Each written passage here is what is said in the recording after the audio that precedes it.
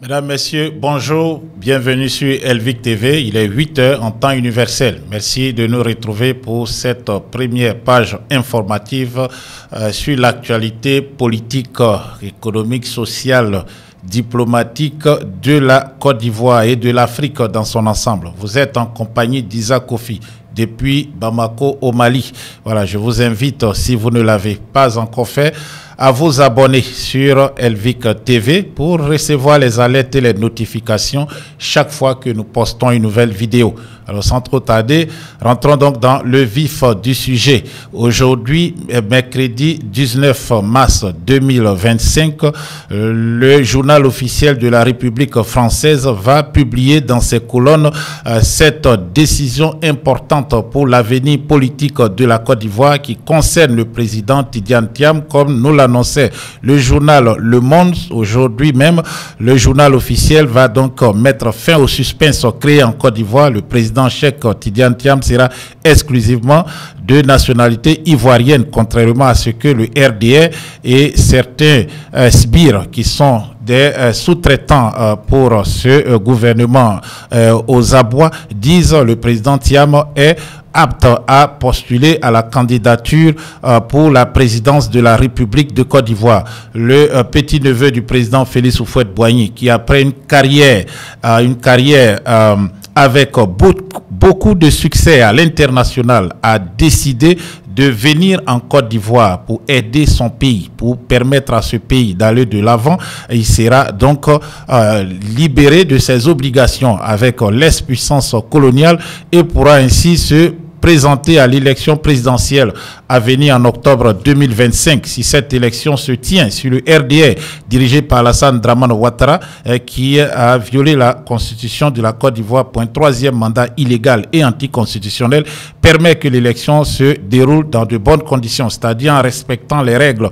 Déjà, la CEI, aux ordres du régime, a refusé de réviser la liste électorale en cette année 2025. Ce sont des millions de personnes qui sont donc exclues de cette liste électorale par anticipation. Ensuite, la CEI elle-même, l'organe censé organiser et contrôler le processus électoral, est inféodée au parti au pouvoir et aussi, cette CEI refuse que les listes, ou du moins les résultats du scrutin soient publiés bureau de vote par bureau de vote.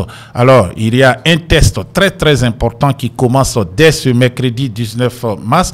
Le président du PDC-RDA, M. Thiam, sera exclusivement de nationalité ivoirienne, mais demain, jeudi 20, il y a un procès qui lui est intenté par une escadre du PDC-RDA dont il est le président. Cette dernière réclame donc sa destitution à la tête du PDCI-RDA et que toutes les décisions qu'il a prises en tant que président soient frappées du sceau de la nullité. Est-ce que la justice ivoirienne, qui dans le passé a déjà posé des actes qui attentent contre ce que je peux appeler le vivre ensemble, contre l'unité du pays, va s'engager sur cette voie à quelques mois de l'élection présidentielle, ou va-t-elle dire le droit donc qui est favorable au président Tidiane Thiam?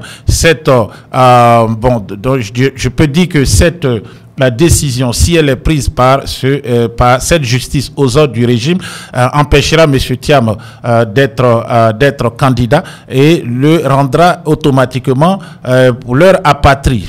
Il doit donc se lancer dans une procédure pour réclamer la nationalité ivoirienne. Alassane Dramane Ouattara, c'est ce que veut le RDR, qui posera des conditions. On va retarder le processus et, vous le savez, la révision de la liste a été déjà faite. Donc, le président Thiam ne pourra plus donc s'inscrire sur la liste électorale. En tout cas, une provocation de plus au peuple qui digère mal que le président Gbagbo soit exclu de la liste électorale donc de la République de Côte d'Ivoire. Lui, l'ancien président de la République, pendant que des personnes telles que monsieur Blaise Compaoré, ancien président de la République du Burkina Faso, qui a obtenu la nationalité ivoirienne, à lui octroyée par monsieur Alassane Dramane Ouattara, figure en bonne et due forme sur cette liste électorale et peut donc aspirer à être candidat à l'élection présidentielle ou à toute autre élection en Côte d'Ivoire. En tout cas, des acteurs politiques tels que le député maire de la circonscription de Tia Salé, M. Antoine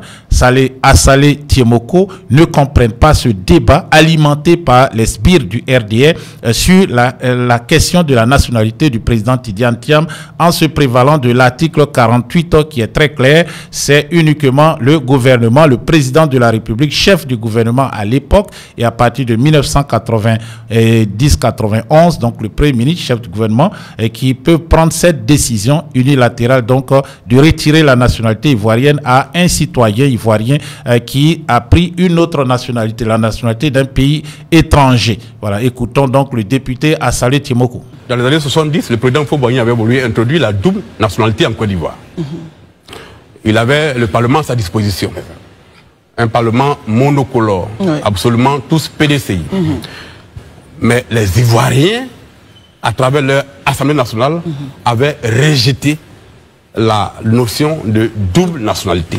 Donc la Côte d'Ivoire est un pays qui ne reconnaît pas la double nationalité. Justement, cette loi de 64, c'est elle qu'il faut voulait réformer en introduisant la double nationalité. Et comme il avait été mis en minorité devant son propre Parlement, et donc il a abandonné ce projet. Donc la loi est demeurée en vigueur. Cette loi dit que l'Ivoirien majeur, qui donc de façon consciente accepte une autre nationalité qui n'est pas celle de la Côte d'Ivoire, perd automatiquement la nationalité ivoirienne. C'est ce que le texte dit clairement. Là-dessus, il n'y a plus de débat. Après, c'est la première fois qu'on a en face de cette situation dans le cadre de l'élection présidentielle. Et qu'il y a un débat national sur cette question-là. Et donc, je me dis, peut-être qu'on ne devrait pas gaspiller autant d'énergie sur cette question à partir du moment où ceux qui décident et qui tranche définitivement, c'est le Conseil constitutionnel. Il faut laisser le Conseil constitutionnel faire son travail après. Parce que le texte même, la loi dit qu'il faut, pour être candidat à la présidentielle, avoir la nationalité ivoirienne de façon exclusive. Et donc celui qui a une autre nationalité doit renoncer à cette nationalité avant de déposer sa candidature. Jusqu'à preuve du contraire, M. Thiam n'est pas folklore. Jusqu'à preuve du contraire, il n'y a aucun texte qui l'empêche d'être candidat si jamais il renonce à la nationalité française et que cela lui est reconnu. Donc pour moi, ce débat-là, il est en train d'être l'arbre qui cache la forêt des problèmes que les Ivoiriens vivent.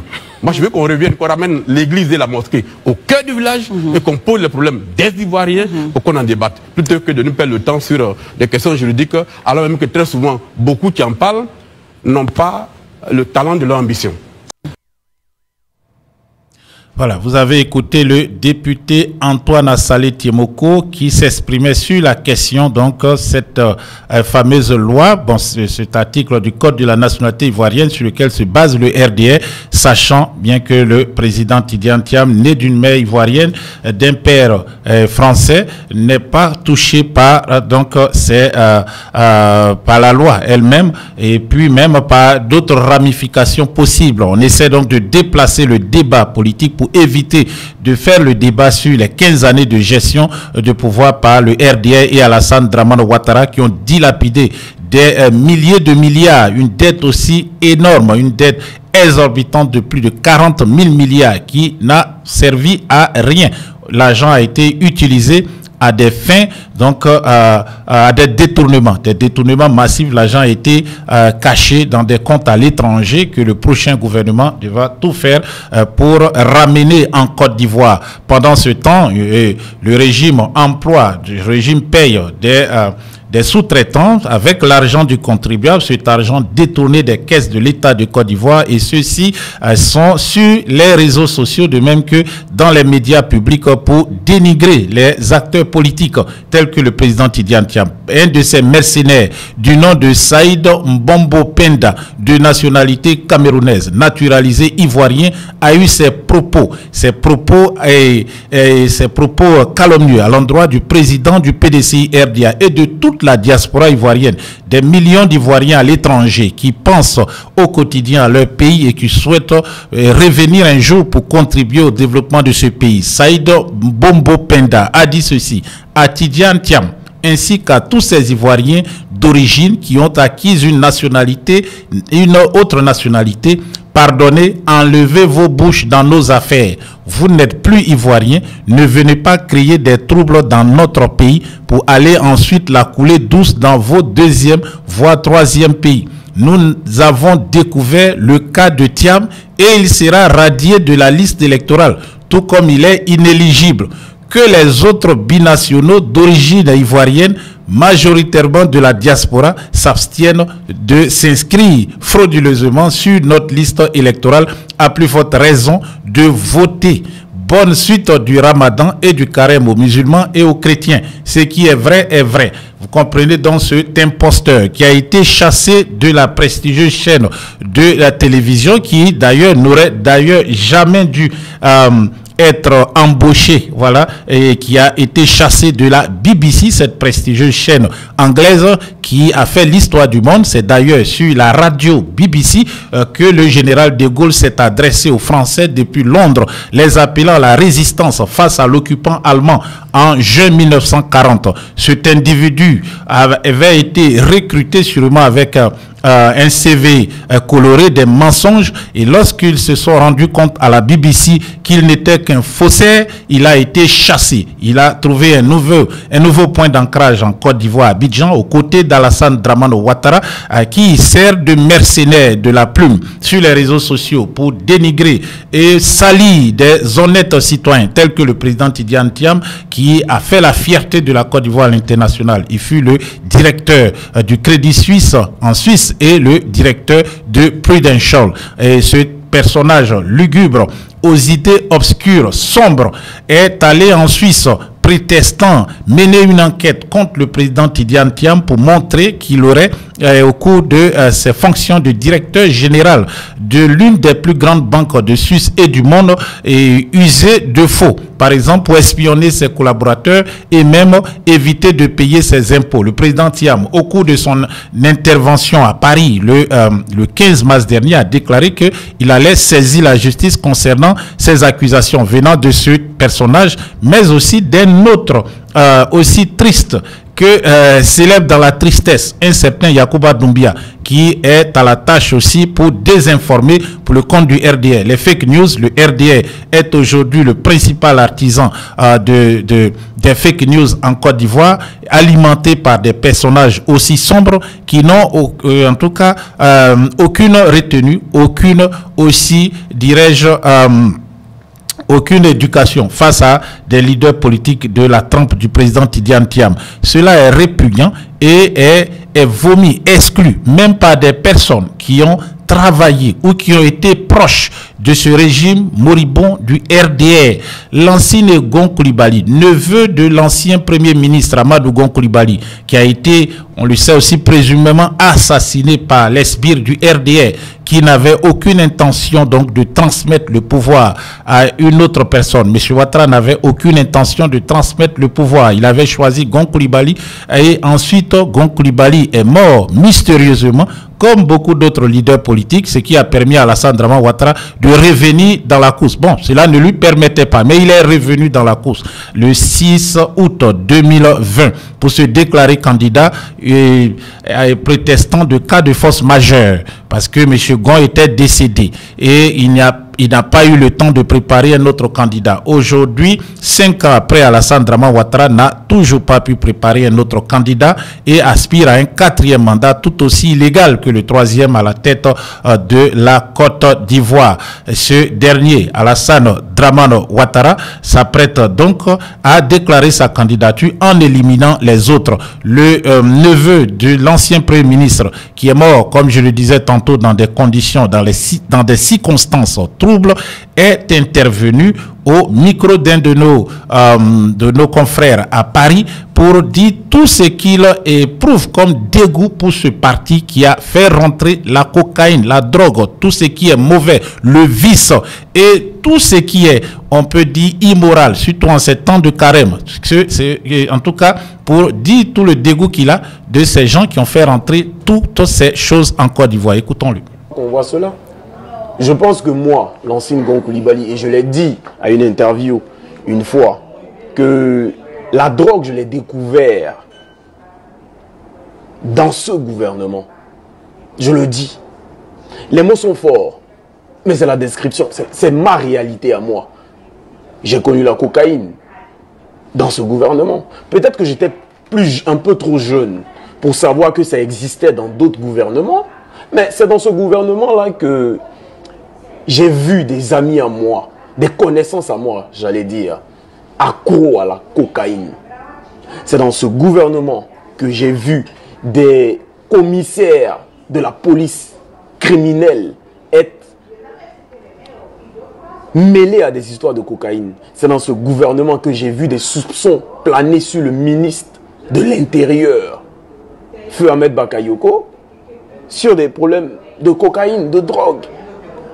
Il faut le dire, c'est la vérité. Et c'est pour ces vérités-là même que je pense que je ne suis pas en Afrique. Voilà, pour ces vérités que je ne suis pas en Afrique, car en Afrique, je risque de passer de vie à trépas, d'être assassiné par ceux-là même que mon oncle a servi durant plusieurs générations et ceux-là même qui se sont appuyés sur ma famille pour conquérir la magistrature suprême. Voici donc un fils de l'ancien Gon Coulibaly, un neveu d'Amadou Gon Coulibaly, petit-fils ou arrière-petit-fils du patriarche petit-fils du patriarche Peloforo Gon Coulibaly, qui vit en exil sous la gouvernance du RDA, qui a clamé sur tous les toits en Côte d'Ivoire que, bon, si Alassane Ouattara ne pouvait pas être candidat, si des nordistes n'avaient pas de postes, c'est parce qu'ils étaient du Nord et musulmans, ce qui est faux et archi faux. Alassane Draman Ouattara ne pouvait pas être candidat car le président du Conseil de la Cour suprême, de la Chambre constitutionnelle de la Cour suprême, M. Tiakone, l'a démontré avec des arguments solides en 2020 qu'Alassane Draman Ouattara avait fait du faux et fait usage du faux pour fabriquer des documents frauduleux et ainsi prétendre à une candidature à la magistrature suprême en Côte d'Ivoire en 2000. Voilà, c'était l'élection qui a opposé le président Laurent Gbagbo, le général Robert Gueye, et Alassane Draman Ouattara avait donc fait acte de candidature refusée par donc la Chambre constitutionnelle de la Cour suprême à l'époque. Ce président qui, parvenu au pouvoir par l'usage de l'article 48 par le président Laurent Gbagbo en 2010, aujourd'hui, il s'accroche avec l'énergie du désespoir de quelqu'un qui se sait poursuivi, qui a commis des crimes et qui devait rendre compte de ces crimes devant la Cour pénale internationale où, je rappelle, l'ancien président du Mexique, des Philippines, Rodrigo Duterte, a atterri il y a à peine quelques jours. Alassane Draman Ouattara pourrait l'y rejoindre, en tout cas s'il venait à tomber en octobre cette année 2025, donc verra un balai d'ex-chef de l'État à la Cour pénale internationale. Retenez aussi que le président Gbagbo a été reconnu non coupable des crimes commis en Côte d'Ivoire, plus de 3000 morts durant la crise post-électorale. Alors, il faut juger l'autre camp pour savoir qui a effectivement assassiné ces paisibles citoyens ivoiriens qui ne voulaient que vivre en paix et vaquer à leurs occupations. Est-ce pour cela que M. Ouattara s'accroche tant bien que mal, en tout cas comme il peut, de toutes ses forces au pouvoir, ou c'est juste la boulimie du pouvoir? Nous en saurons un peu plus dans les semaines à venir. Mais retenez que ce 19, le décret qui confirme la rénonciation à la nationalité française du président Thiam sortira. On va commenter cela au cours de la journée et le soir. Et puis n'oubliez pas, Charles Blé Goudé, qui est exclu de la liste électorale, va animer une conférence de presse. Nous vous passerons des extraits de cette conférence de presse au cours de la journée et on se retrouve à 20h30 pour décrypter, analyser ensemble l'actualité politique. Et puis demain, jeudi, c'est jour de procès. Le PDC RDA a signé en justice par Dame Yapo Valérie pour le compte de son amant Jean-Louis Billon et d'autres acteurs politiques, principalement du RDR, Alassane Draman Ouattara en tête. Tout cela, nous allons décrypter et analyser ici. Pour ne rien rater, donc abonnez-vous pour en tout cas recevoir les alertes chaque fois que nous sommes en direct. Et cliquez pour cela sur la sonnette, la petite cloche de notification qui apparaît sur l'écran pour ainsi recevoir ces alertes. Vous serez alerté chaque fois qu'Elvic est en direct où nous postons une nouvelle vidéo. C'était Isaac Kofi depuis Bamako pour Elvic TV. À tout à l'heure.